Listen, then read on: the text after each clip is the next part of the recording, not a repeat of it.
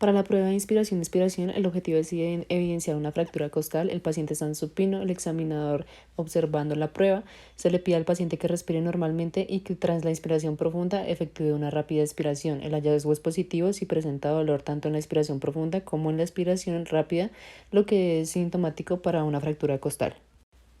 Para la prueba de la SEC, el objetivo es poner o evidenciar una radiculopatía lumbar de origen mecánico. El paciente está en decúbito supino, el examinador está de pie lateral al paciente con una mano sobre el muslo cerca de la rodilla y la otra en la cara plantar del antepié. Entonces el examinador flexiona la cadera a unos 70 grados, manteniendo la extensión de la rodilla y aplicando una ligera rotación interna y aducción de la cadera. Entonces es positiva cuando aparece dolor en la zona lumbar o en esta y en la cara posterior del miembro inferior por una tensión del nervio ciático o de cualquiera de sus raíces.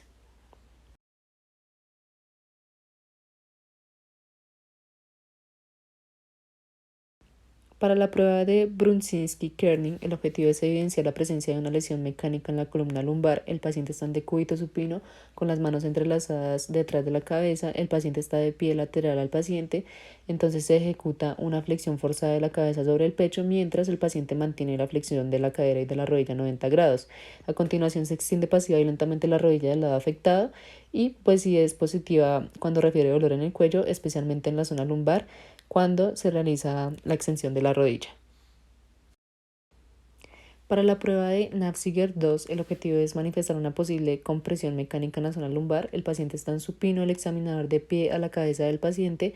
Entonces, con ambas yemas de los dedos de ambas manos se aplica una presión suave sobre ambas venas yugulares durante aproximadamente 10 segundos y se le pide al paciente que tosa.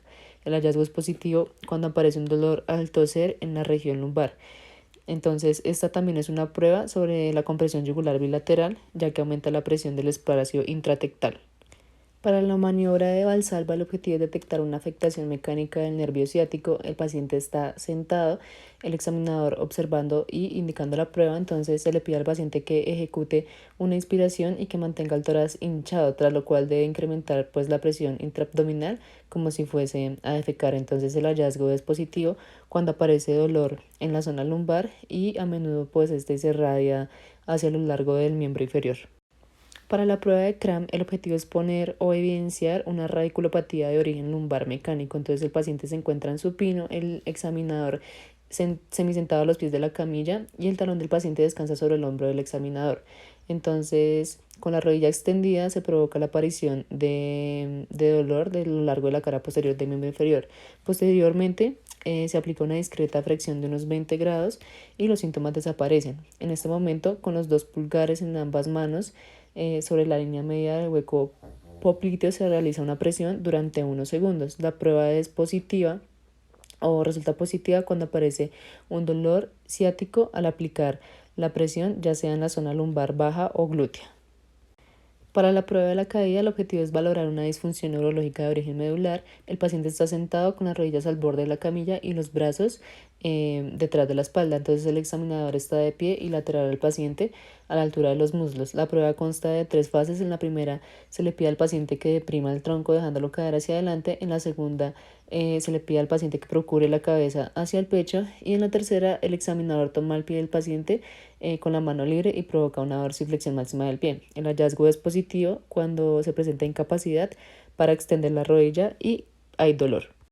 Para la prueba de Bencher-Lewis, el objetivo es valorar una disfunción neurológica de origen medular. El paciente está sentado al borde de la camilla, el examinador está de pie al frente del paciente y se le pide que flexione la cabeza con la cadera en flexión de 90 grados y a continuación que extienda una rodilla. Entonces es positiva cuando aparece un dolor en el trayecto del nervio ciático al realizar la extensión de la rodilla.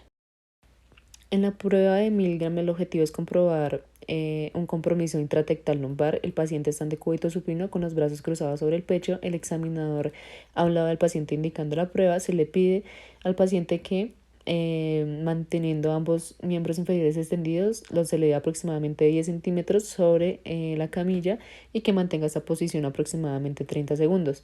Entonces es positiva la prueba cuando aparece un dolor en la zona lumbar y en la cara posterior del muslo y pues esto indica un compromiso intratectal.